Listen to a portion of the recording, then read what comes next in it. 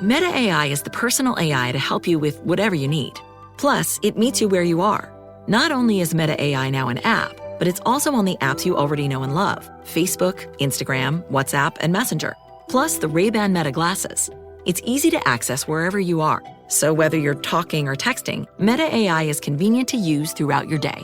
Experience our newest AI that's tailored to you by downloading the Meta AI app. Try the Meta AI app today on the Apple App Store and Google Play.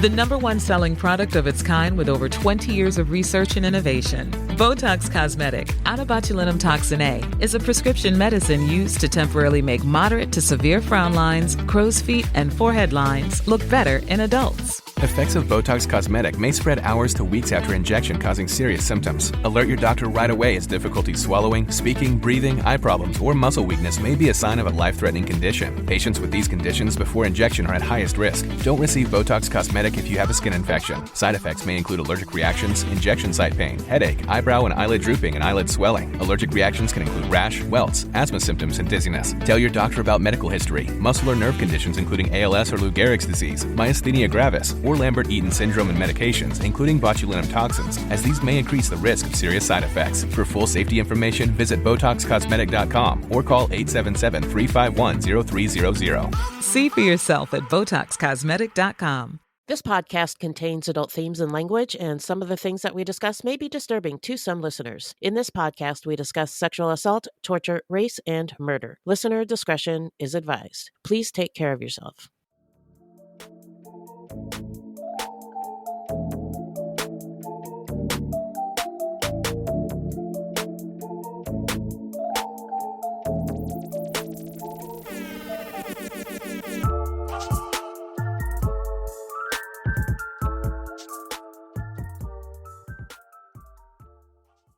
Hello, everyone. BTB Nafi, bienvenidos, bitches, and welcome to this fruity bonus episode. I am Wendy. That's Beth. Hello. And that's also Minnie. Hello. And together we put together Fruitloops serial killers of color, allegedly. And we are recording this bonus episode with our Patreons. And we'd just like to thank each and every one of you for supporting our little silly show. And it means the world to us that you could be here with us today. So all patrons are welcome, and some of you have the ability to turn your videos on and chat. You don't have to do a goddamn thing when you're on this thing with us. Whatever you're comfortable with, please hang out and listen. Yes, you can just hang out and listen. Many audience members are watching and we don't even know you're here. But we're so grateful for you nonetheless. So just do whatever feels comfortable for you, given your personal settings, etc. And today we are going to be talking about the documentary called Tell Them You Love Me. And it is a documentary film that details the case against Anna Stubfield. That's this lady. Can you see me pointing at her? No, I can't. Oh, but you can't? I know who Well, you're I see you pointing, yeah. but okay. Thank I'm you. assuming it's at her and not me.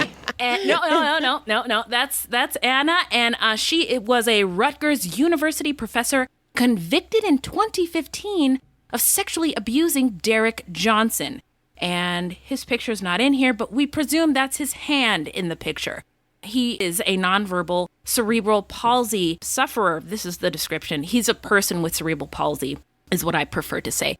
And she allegedly was supporting him through facilitated communication, which we're going to get into. This documentary has 100% score on Rotten Tomatoes, 84% by the audience. That kind of thing is unheard of. I think that's because this documentary was very good and made us think a lot of things. A lot. Yeah. So I'm going to stop sharing my screen and just want to remind the Fruities, if you're out there, you can participate however you are comfortable with, or you cannot participate at all. Love you dearly, no matter what. So let's see. Maybe I'll start with how Netflix describes this documentary. Okay. So Netflix describes the documentary as scandalous in that it explores the controversial relationship between a professor and a nonverbal man that leads to a trial over race, disability, and power. And They nailed it. Yeah, That's they did. exactly They did, what yeah. it is. Yeah. There's a lot of varying degrees of liked it, didn't like it. I'm just curious, before we get into the discussion, do you have any preliminary thoughts on how the movie made you feel? I liked it. I thought it was really good, but it was really disturbing. Yeah. Yeah. I would agree with that. Yeah. Yeah. And not to give away anything just yet, but for me, it's like either way that it turned out to be is heartbreaking. Yeah. Whichever ends up being the truth, it's just heartbreaking. Pretty sad, either way. yeah. Yeah. Yeah, and that sucks that has to be the conclusion, but that's what I came to too. Mm-hmm. Yeah. We'll get into it. Yeah. We will. All right, starting at the beginning, here's the plot. So we meet Anna, who's this woman, this white woman, and she's describing This This allegedly. lady. Yeah, Allegedly. she has identified herself as a woman, and she's describing her life since her conviction. So we know something's bad, and then we see like headlines: "The Extraordinary Trial, Captivating America," and Anna was like, I just got out of jail, and I was like, I don't know how to talk to people about being out of jail, so I'm gonna go to my hairstylist just to get some Do an tips on what to, experiment, yeah. learn what to divulge and what not to. I'm doing the Barack Obama, Donald Trump thing. I don't need to do that in this situation. Anyway, But she's doing it anyway. yeah, sorry. And then there's also a headline. I think this was from a news article that they highlighted on the screen. My actions were motivated by love, per Anna. Then there's text on the screen that we are to understand is from Derek Johnson or D-Man. I am confined without the ability to speak. Anna changed my life. She is the person who understands me. And there are lots of reenactment scenes throughout this, and these actors are reenacting these moments as the people who lived it are telling it. And we see young Dr. Anna Stubblefield. I don't know if I'm pronouncing that right, but I actually wrote Stubblefield to help me pronounce. Stubblefield. Yeah. Anna Stubblefield. And we see photos of Derek on the wall, and we see a reenactment of Anna helping Derek at this typewriter device. Then we see the keyboard suddenly marked as evidence. What? Evidence is what? Which comes into play later on, because this is, I think we should define facilitative communication. Right. Before we go too much further, that is when somebody who is presumed to be nonverbal, this is not an official definition, this is actually all off the dome, presumed to be nonverbal, and there is a facilitator, a person who is helping them to communicate by leading their hand or some extremity to a letter or figure or phrase to help that person convey what their thoughts might be. Is that? Yeah. Yeah, Okay. more Yeah, or less. Yeah. More or less. I love it. More or less. Yes. Wendy more or less Williams, here to serve. So the keyboard gets marked as evidence, and this documentary is divided into 3 chapters from here on out. This first chapter we're going to get into is communication. And we cut to August 2011.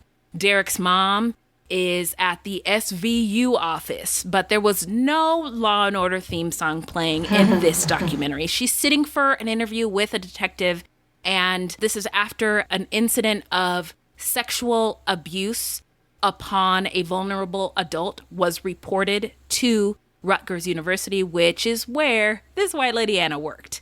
And the mom of Derek, Daisy, is explaining to the officer what had happened.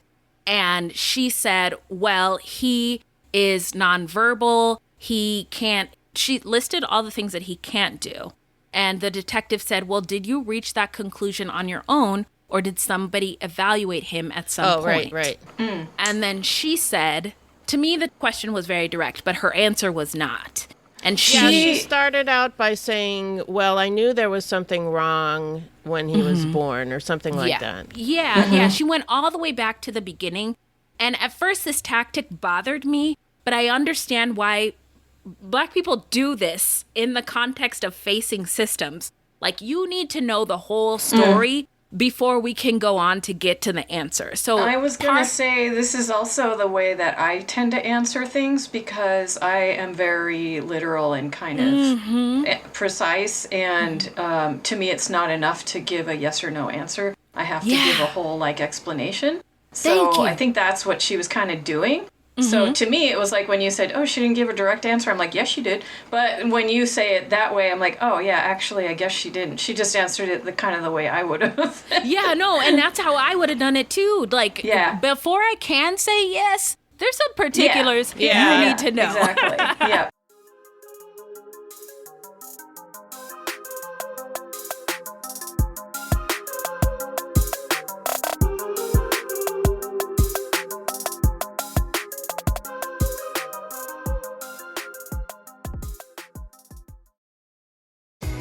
This episode is brought to you by Temptations Cat Treats.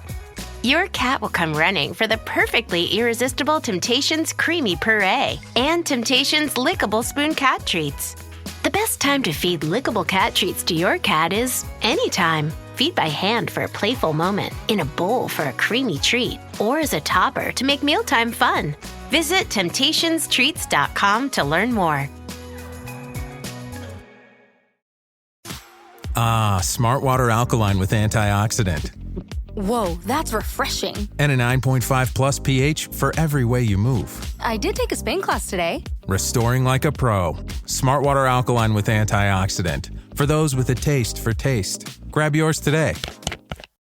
And then we meet Derek as his mom is waking him up one morning, and we meet his older brother, John Johnson, Derek's big brother, and he talks about, when my baby brother came home, I was disappointed because I wanted a sister. But eventually they just jived. They gelled just the way siblings do. Come on, Beth and Wendy. Come on. I mean, wait, no, Beth and Minnie? Sorry, wrong people. I was looking at the wrong names on the screen. You guys jive. You got this sibling thing. You just, this instant connection that you have with somebody who has the same parentage as you. Yeah. And Daisy, the mom, Daisy is Derek's mom, and she corroborates all of this. And then they noticed that after he got home from the hospital, that he started to do things that they didn't expect. He slept a lot. He was listless, as the brother John describes. And doctors, as they do due to medical racism, disregarded all of Daisy's concerns.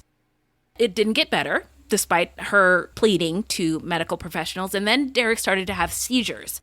And you get from whatever scene Netflix put together that this was a praying mom with the cross in the hand.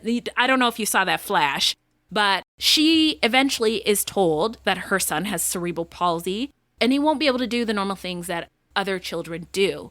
And there's a report that is read on the screen, psychologist, child study, team report, and they diagnosed Derek as mentally R-word, nonverbal, and having cerebral palsy. And this is where the brother said, okay, I don't know what that means, but you are saying on paper that Derek can't walk or talk. I also need to point out, we'll get into the white saviorism, but they call Derek Derek. Nobody calls Derek any other name except for Miss Anna.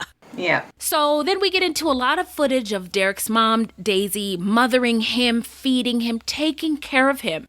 And she was describing to the detective how her son communicates and how he mostly communicates with his body and hands and gestures and some verbiage, some words, but not much. And then the seizures ended up subsiding. And Big Brother John says it felt like my little brother had an awakening, which is like, whoa, this was so exciting. And John began to say his brother sort of developed a personality and came into his own, which is beautiful. And they described John and Derek growing up together side by side. And John, one of my favorite quotes is, we're a package deal. If I'm coming, Derek's coming. So, period. And he also said, you can just tell that Derek is happy, especially when he does the Stevie Wonder dance. And I loved him describing it. I knew exactly. You didn't have to show me footage. I knew what he meant when he said Stevie Wonder dance. And then they're showing all these photographs of Derek doing things with family outside of the home in formal suits and stuff. Like, it looked like his life was pretty full and wonderful with people around him who cared about him a lot. And his brother John did say sometimes he can get into self-harming behaviors where he's biting his hand, which comes up throughout the documentary. And John described that as mysterious. He never knew why. And John, Derek's brother, is a PhD. He's one of them black PhD doctors, one of them intellectuals.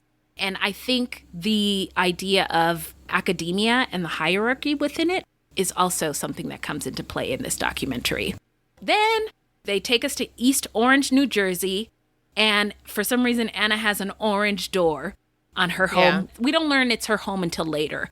But we learn about how Anna and Derek met. And before she said anything, she said, I hope I'm not rewriting this in my mind, which is easy to do under the circumstances. Yes.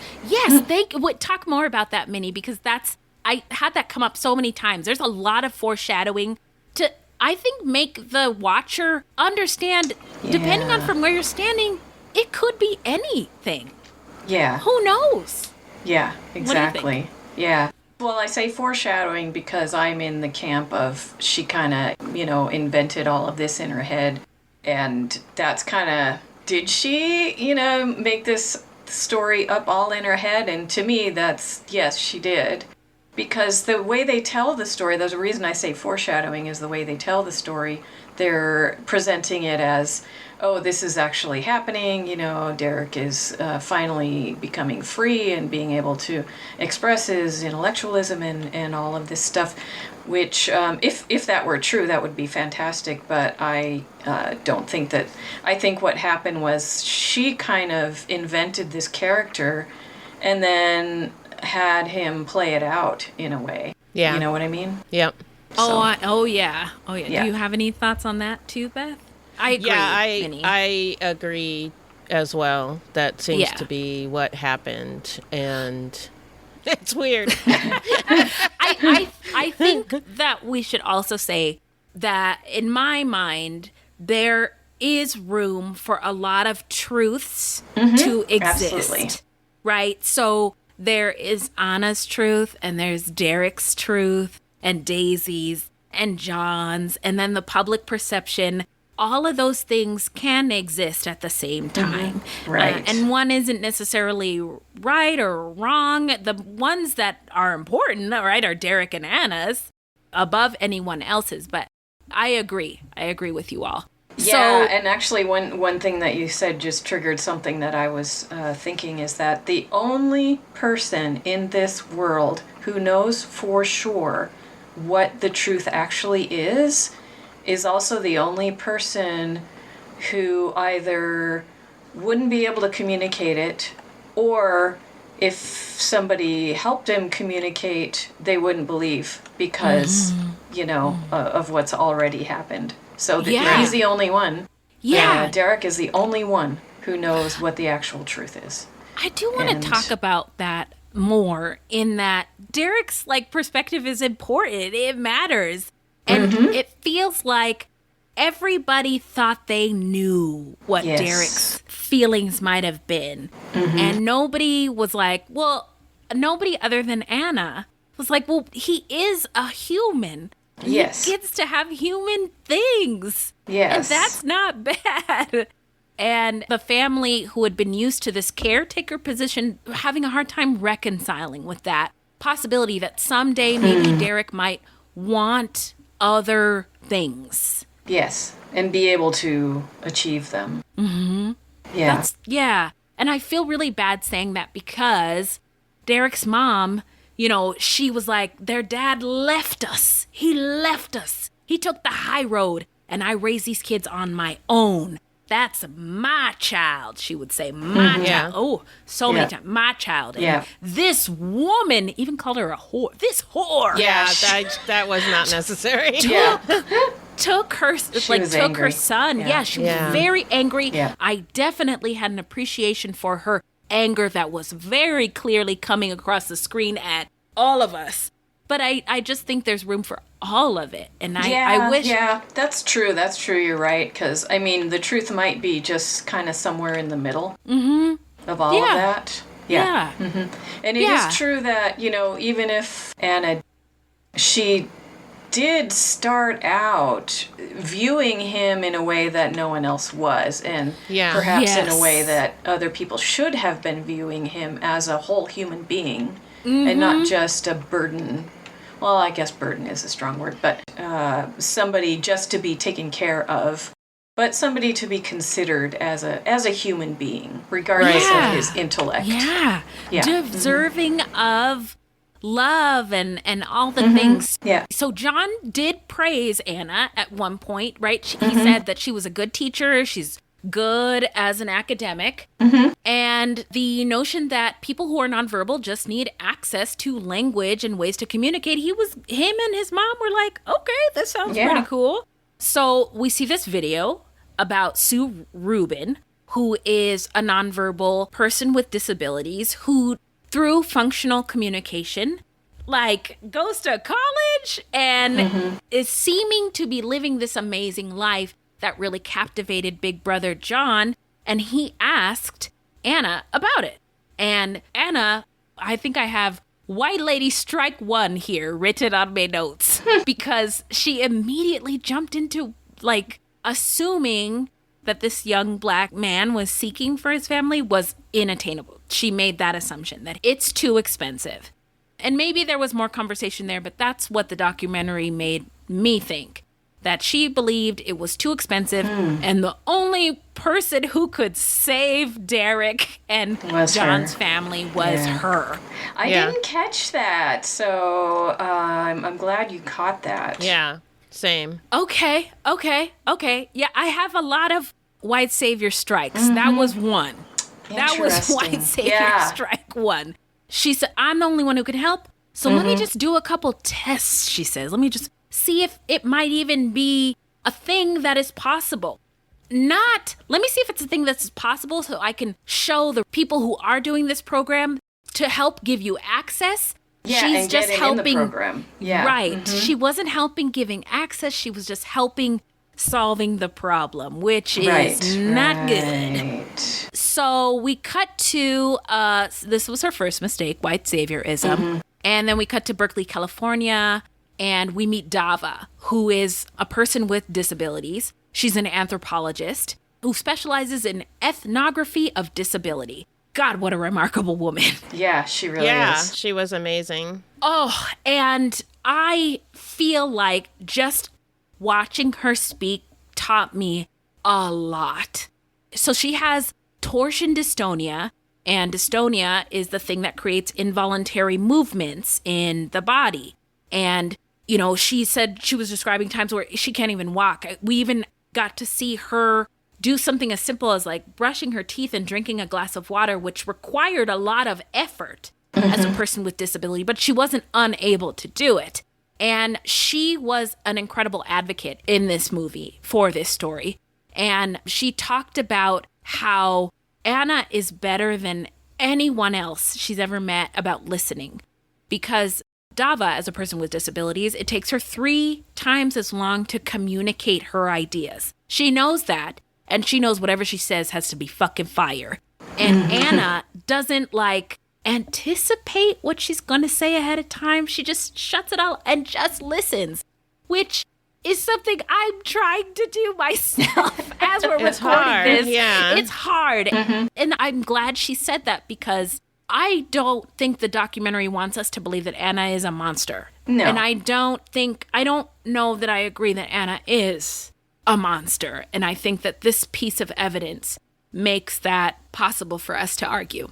Then we get to know Anna from her childhood because her mom was also an advocate for people with disabilities.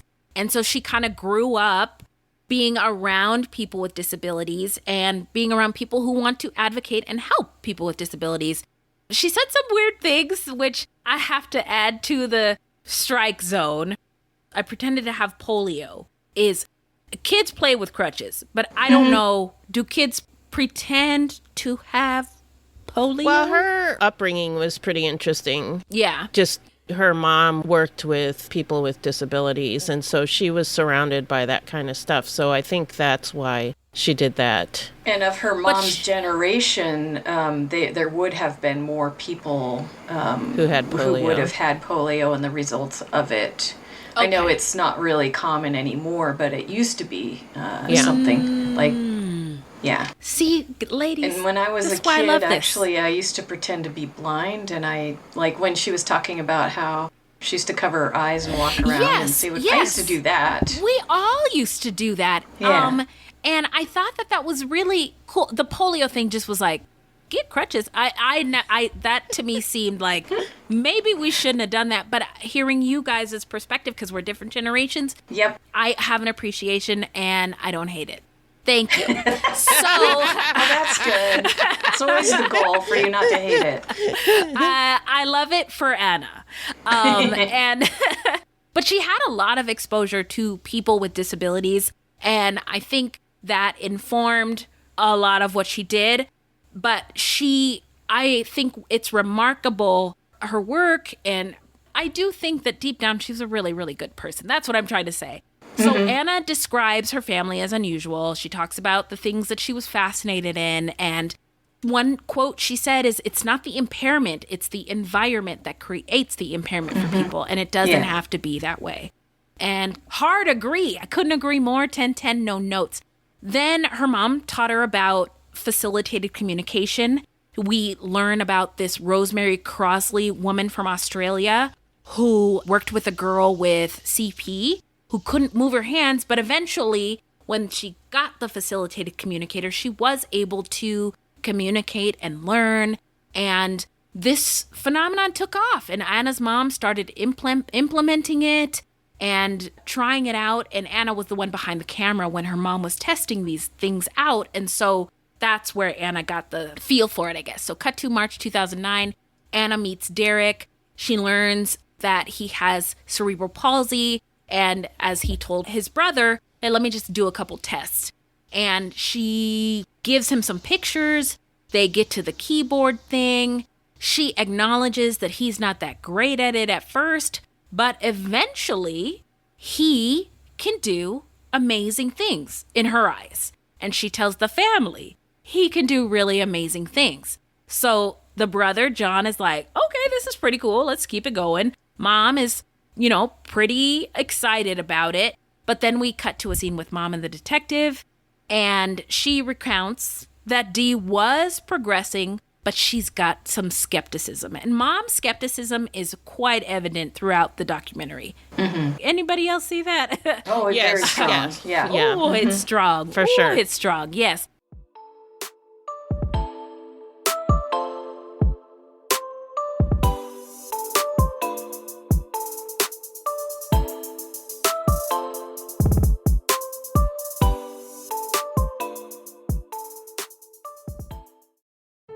Home means something different to everyone. But with Rocket Mortgage, home can mean even more.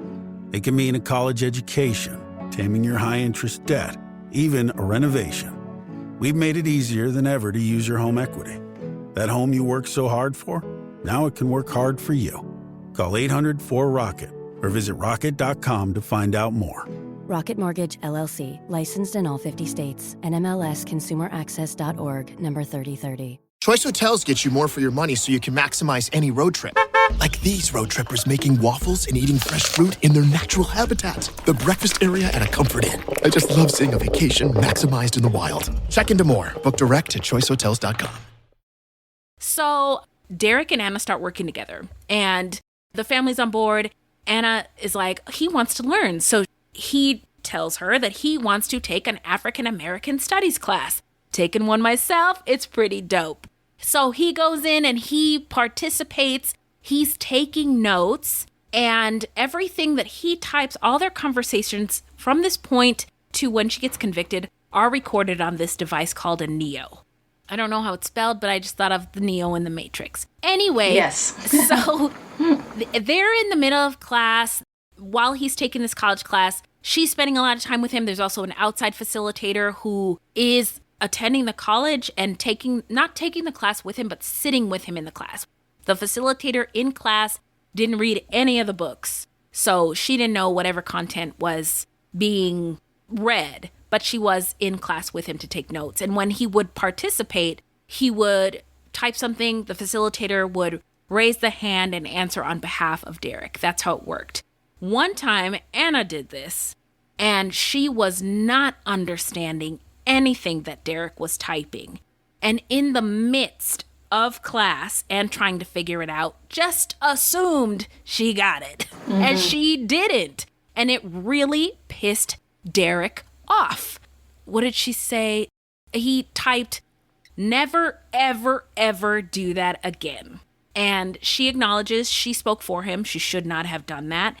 And that's where we learn that that is the real controversy of this therapy, is that, you know, it's unclear to some, I guess, experts or whoever in the field, if it's really, is it the facilitator speaking or is it the disabled person speaking? Right. And because of the way that they guide their hand. Yeah. And it kind of popped into my head. It's similar to the Ouija board. I don't know if you've ever played with the Ouija before. What I thought of. Black people don't fuck with Ouija boards, but go on.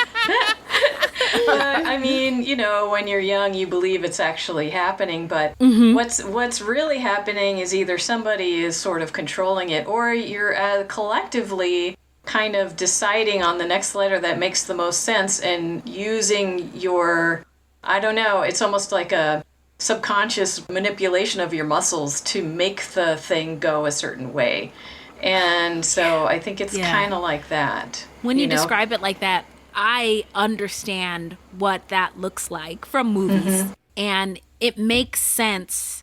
But I mean, she was spending so much time with him, and there was so much recorded on that Neo device that I guess the Dr. Howard Shane said she was just having conversations with herself. She fell in love with herself. She, like I said, you know, she created a character, and I think what she was doing was the subconscious guiding of his hand toward whatever letter, you know. Yeah. And made it fit this idea that she had of him.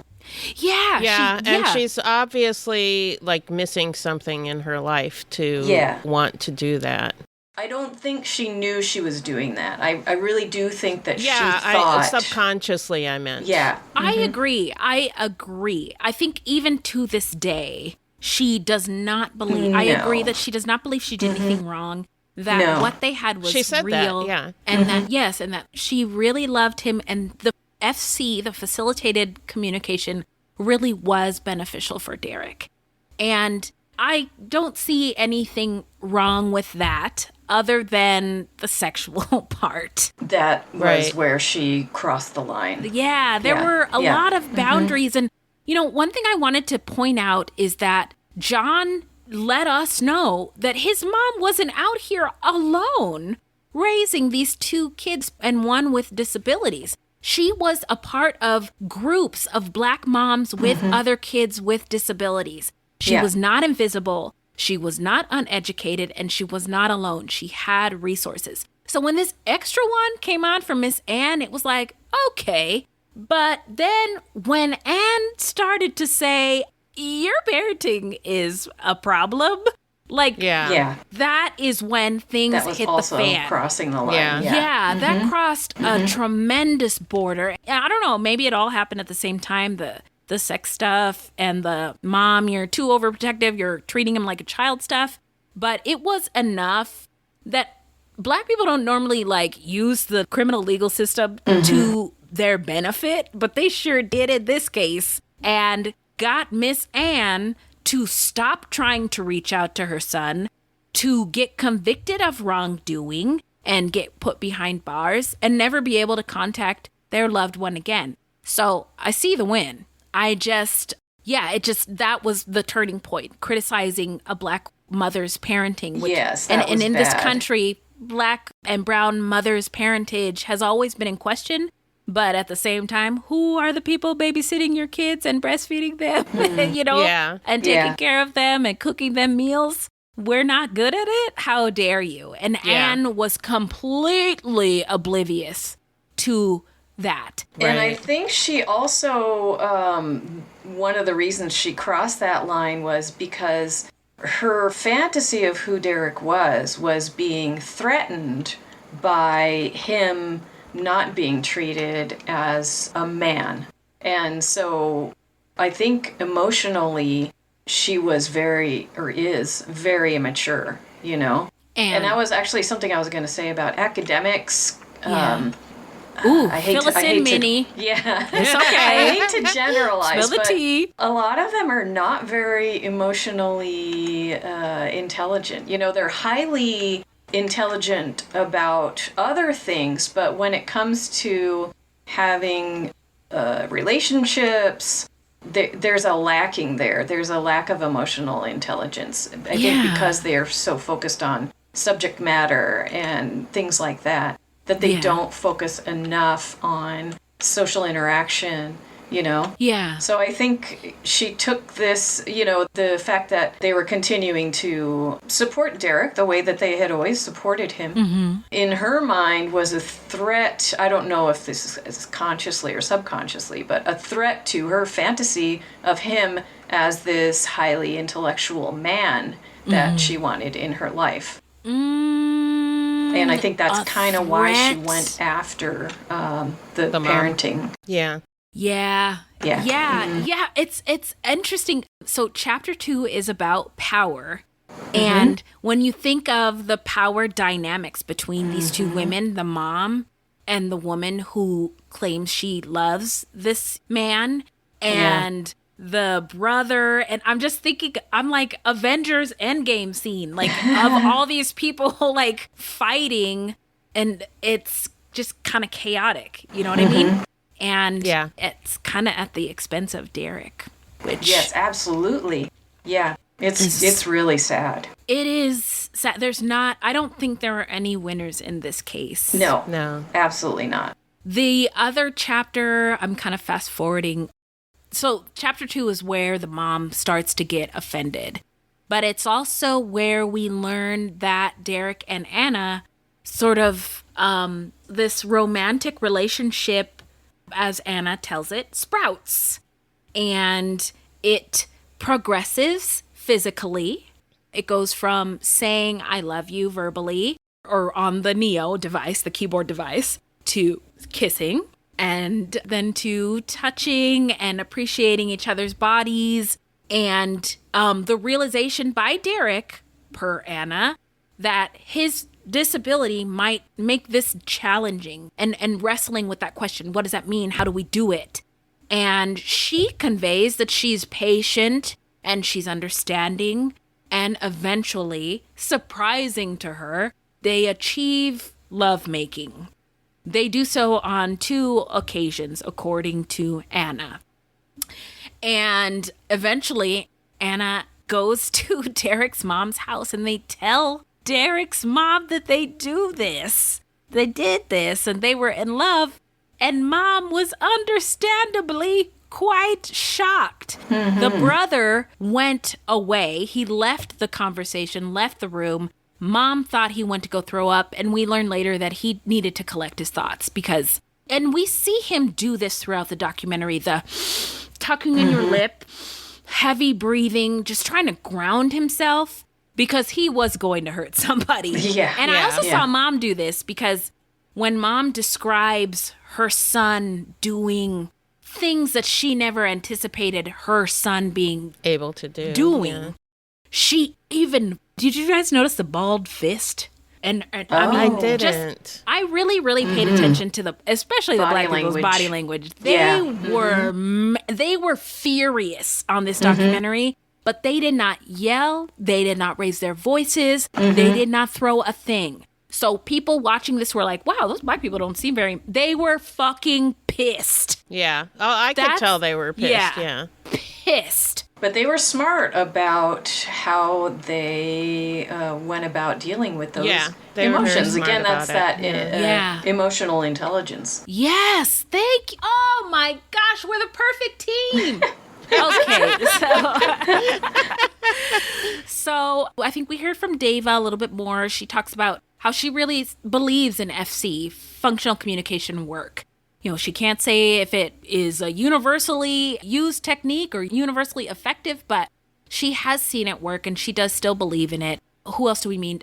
Dr. Shane, who is the guy who had been sort of involved in it back in the day and then was called to be an expert witness in this case, talked about how he did this double-blind test to see who's really doing the communicating. And in his experiments, it seemed that the facilitator was doing the communicating, not the person who was needing the facilitated communication. Yeah. And I'm glad he said this in various forms throughout the documentary. They weren't doing it in any nefarious way. Everybody wants to help, essentially. Like, everybody was in this for the right reasons and doing it for the right reasons. But it's just human error, essentially, is what I got from it. Anna talks about, at one point, the vibes from John and Daisy, that she never got any bad vibes, that they were uncomfortable or unhappy with their interactions until they announced that they were in love and they had sex. And so I also think that Anna, for being so smart and having so many degrees, missed a lot of kind of signs. Or, you know, as somebody who, I mean, I imagine she studies behavior and eye contact and body language, to not understand the dynamics of this relationship going into it with this family. And that phone message that she left was just like, she thought that the mom's concern was that she wasn't going to want to be with Derek forever. You know, it's no, that's not her concern. Oh, Miss Anne. That's not what she's worried about. Miss Anne, so you know how nowadays we call crazy white ladies Karen? Back in the slavery days, it was a Miss Anne. A Miss Anne, completely clueless to... Bless her little heart. Bless Miss Anne's heart. But yeah, I thought that was a hilarious point. Connection to this movie is that she just didn't, for being so smart, she just didn't get see it. She wasn't very smart. Yeah. Other perspectives. And Yeah. maybe that's love, right? Love makes us do really silly things and clouds our judgment, but her judgment was really poor. Like, the brother summed it up at the end. Whatever you thought, you were a able-bodied adult, and you did something with another adult who's not as able-bodied as you, and it's wrong. I don't know what smart words he used, but he said it's just wrong, Miss Anna. Yeah, and even if there was a situation where he was fully able-bodied and able to communicate and all of that, essentially she was either acting as a therapist or a teacher or a doctor or something like that, and there are ethical rules that you do not cross that line. The teacher does not do that with a student. The therapist does not do that with the patient. A doctor does not do that with their patient. And so regardless of his intellectual ability, what she did was ethically wrong, and she doesn't get it. Yes. Thank you. Now it's time for this. Yes, it was ethically wrong. I mean, I feel like that's the long and short of it, you know? Yeah. Like, I have people in my life who are people with disabilities, severe impairments, who have found partnership with other people with disabilities, and it's beautiful. I just feel like maybe it would have been possible for Derek, maybe it wouldn't have been. But this white lady the right person. Wasn't the right one, and she ruined everything. Yep. Yep. Did anybody else think that? Yeah.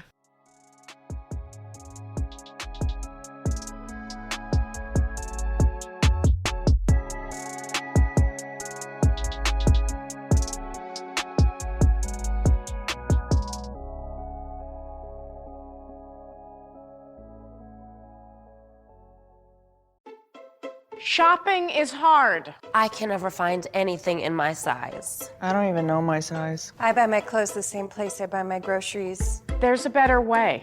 Make it easy with Stitch Fix. Just share your size, style, budget, and done. Your personal stylist sends pieces picked just for you. That was easy. Stitch Fix. Online personal styling for everyone. Free shipping and returns. No subscription required. Get started today at StitchFix.com. Beth, you're so quiet. I'm not sure if you even like your glasses and your lipstick and your earrings make you look like you're too cool to even be here. I can't participate. So I'm like, no, I'm listening. I actually, I was like, I had so many conflicting feelings while watching this documentary. That's so real for this. And I really wanted to hear your perspective as a Black woman because just being, a white lady. Well, I it's think so you have a wonderful better that perspective. you asked because in these next 15 minutes, I do have a section of my outline titled Wendy's Thoughts. Okay, let's hear it. I had thoughts on disability. The hope that the families seeking out help hold on to. I felt like she kind of exploited it. Yeah. And D-Man.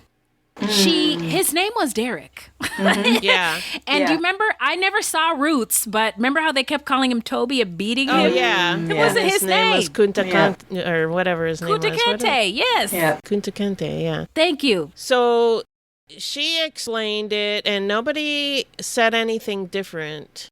But her explanation was that she asked him what he wanted to be called. And he said, D-Man, and this was when the mom was out of the room. And so she wouldn't have been able to tell her that this is a name that had been used in the past. And supposedly a teacher that he really liked called him D-Man. Yes. But I don't know if that's true, because we're hearing this from Anna.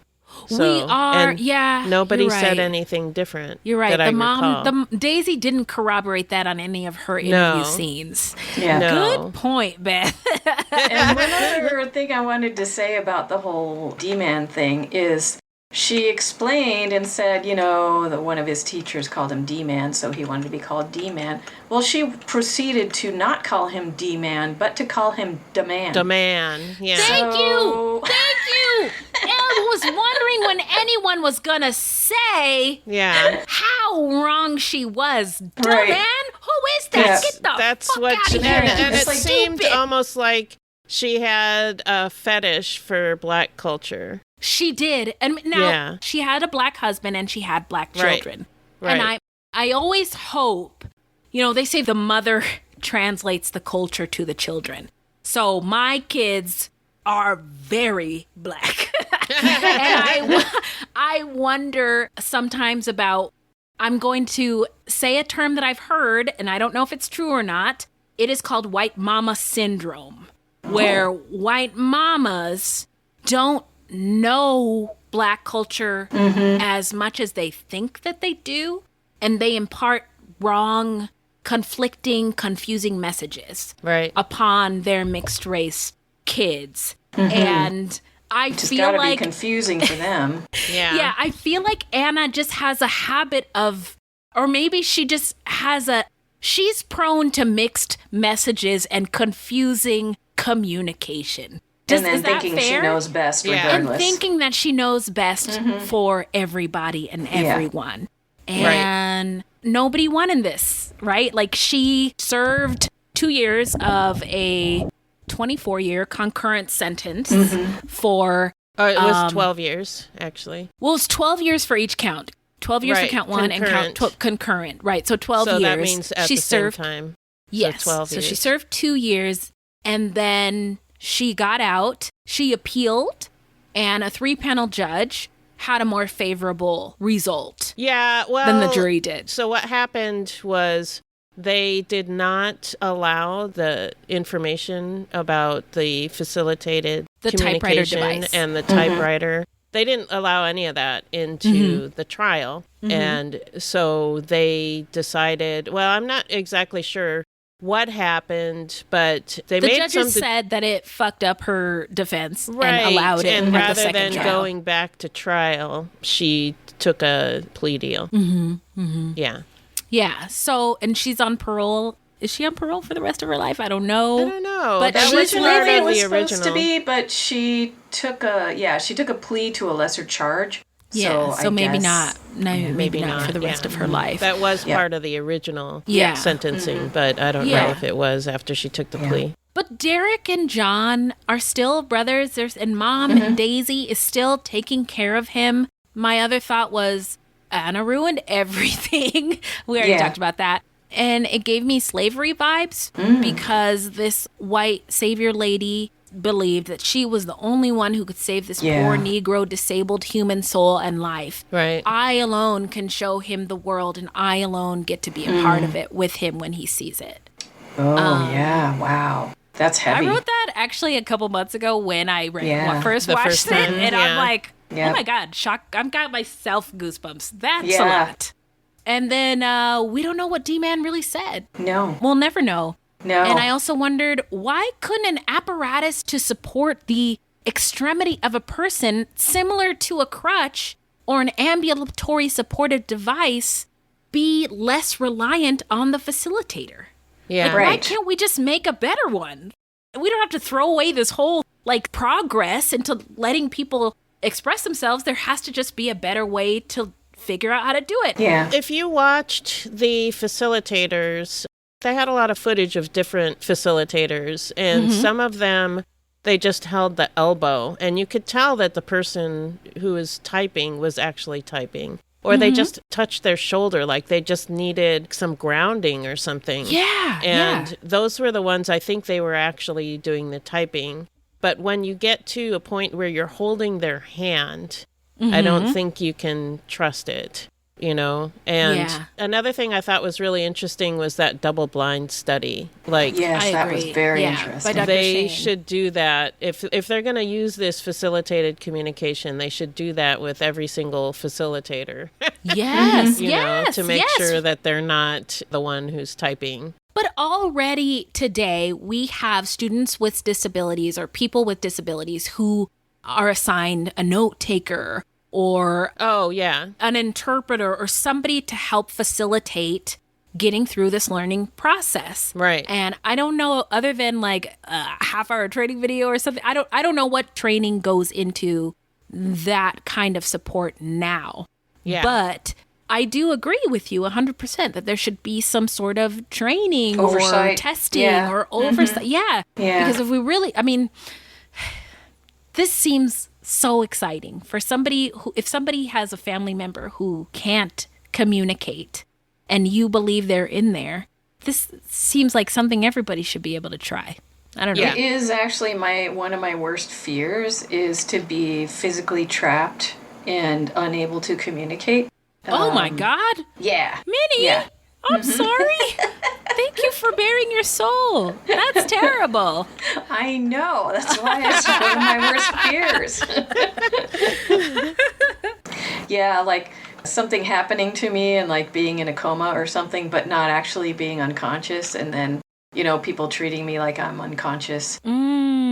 Or, people treating me like, I don't know, whatever. And essentially having no control and then knowing being about paralyzed. Being paralyzed, but knowing exactly what's going on. Aware and unable. Yeah, that is pretty terrifying. Yeah. I'm really glad, Minnie, that you came on because I did want to talk just a little bit more about the hierarchy in academia and in medicine. And it can really fuck people up from my understanding. Yeah, it can. Do you have any comment on how that might have played a role in this case or thoughts? Yeah. Well, like I was saying, people in academia don't necessarily have the best. Now, of course, I hate making sweeping generalizations because, of course, it's not true for everyone. Lots of people who are. Of course, it's not true for them. But I think because of the nature of academia, you're supposed to be primarily focused, like your whole life is supposed to be your work. And there is a huge power dynamic. Actually, I'm just talking about this today with Antonio. We were talking about, how much money university professors make.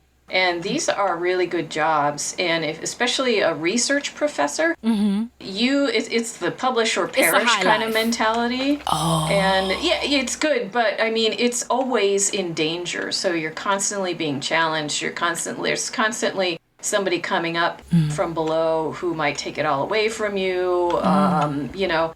And so you have to be really, really focused on your work on academia. And I think in some ways it puts you in a bubble, puts you in a fantasy world.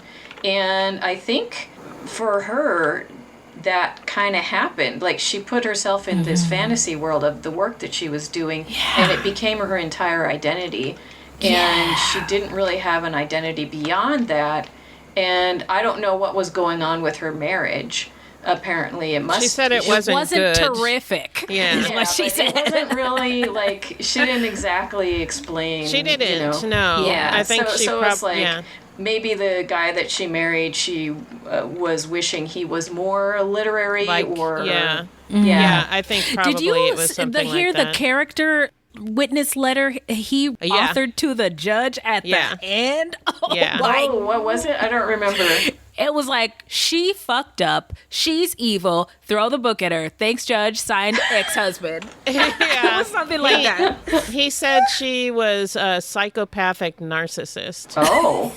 Yeah. Wow, I missed that. You know, shitty things happen to him, so of course he's angry. I don't know if she's a psychopathic narcissist. Oh, gee, I was waiting for you to weigh in on that part. It's hard to tell because, I mean, I go back and forth on whether I think but if she is, then she is very good at expressing empathy or mimicking empathy, because when she was in those court scenes and when they were giving their victim statements and saying how they were affected, you could almost kind of see the cogs in her brain going like, oh, I did that? Oh, is that what happened? And like she was, it was almost like she was realizing things. Yeah, for the first time. Yeah, and I think a psychopath or a narcissist or both would not do that. I think she was, rather than a psychopathic narcissist, I think she was just very self-involved and very selfish. That's the academia thing, you know. Yeah, it's like you have to be. if your existence is at risk at any moment, like, I mean, it makes sense. It's dog eat dog. Yes. In academia, it sounds like. What a nightmare. Yeah, no thanks. I'm gonna stick to podcasting. Yeah, one of my previous instructors, one of my favorite instructors still to this day, he used to warn us, you know, he would say, if you want to go into academia or research, you got to have a thick skin. It's highly competitive, you know, and I just... I didn't listen. and, you know, I fucked around and found out, you know, I cannot develop that thick skin. I'm just not that competitive person. And so ultimately I just didn't continue on with it because I'm like, this is not my world. This is not too hard. Yeah, it's very emotionally draining. Yeah, you do have to kind of turn off your emotions in a way. You're caring. And on the one hand, you care an incredible lot about students, about the importance of your research, about whether or not you're making the world better and all of that. And on the other hand, you have to turn off your caring about what other people say about you, because people will come at you to take down your research, to take down your value as a human being, you know. Wow. And it is bad. That is terrible. My God. Yeah, it's bad. I'm so sorry for you, Minnie, and for anybody else in academia listening to this, struggling. Sorry, guys. Yeah, and some of you're so brave. Like, I wish I could. I don't have the heart for it.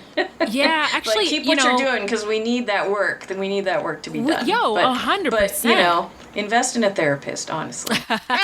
Well, to be honest, in my BIPOC support groups, that's where I've met people in academia who are struggling. Yes, and when they're sharing, they're sharing about the fucked up shit that happens in academia. Really it's like, fucked up shit. Oh you my wouldn't believe some of this stuff. Yeah. Oh my God. Yeah. So I've known people whose dissertation was stolen by their supervisor because they wanted to publish it. Holy shit. Yes.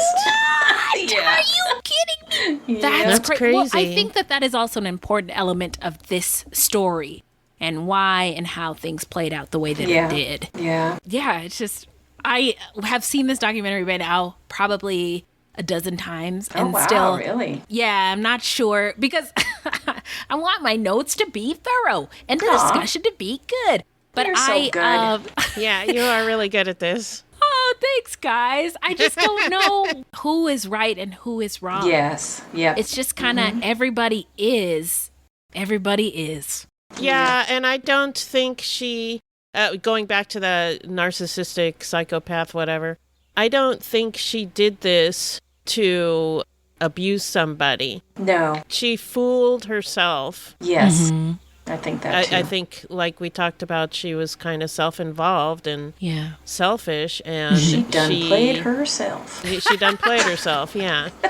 She did. And, it's not like she seems to be doing all right now. And Derek had this trajectory of learning how to communicate, then being on the public speaking circuit, then being in love, and then, now it's all gone. Whatever it could have been is all gone. And and I wonder what else, are they doing anything for him? I hope so. They didn't really get into it.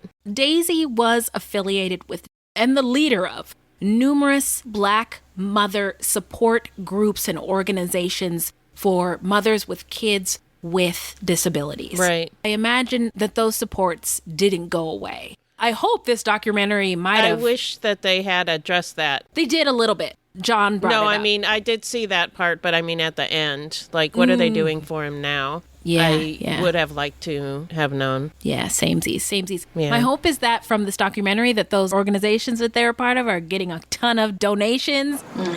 And have so much money they don't even know what to do with it to help people. Let us know in the comments. Yeah, let us know. I hope so. Well, anything else you all would like to bring up or say that we didn't mention yet that you think is important? Nope, I think I covered my tiny little thing of notes and I you brought covered them all it up. pretty good. Fruities out there, anything you want to say? You know where to find us. If you have any additional thoughts or updated information, we're happy to receive it. We just want to, again, thank all our fruities for being here with us. I want to thank Beth, my sister from another mister, and Minnie, the same. I love you guys. The other sister from another mister. This was a lot of fun. It was. I really appreciate you guys watching this and talking about this with me, and I'm looking forward to the next one. All right, Beth, where can the people find us? Our website is fruitloopspod.com, and we use Fruit Loops Pod for all of our social media. The footnotes for each episode can be found on our website. Plus, check it out for the different ways that you can support the show. You can also join us on Patreon, where we have hundreds of hours of bonus content. You can also support us by supporting our sponsors, or by giving us a 5-star review. 5 stars only, please. Don't forget to subscribe. That's right. Now, this is a weekly podcast, and episodes drop on Thursdays. So until next time, look alive, y'all. It's crazy out there.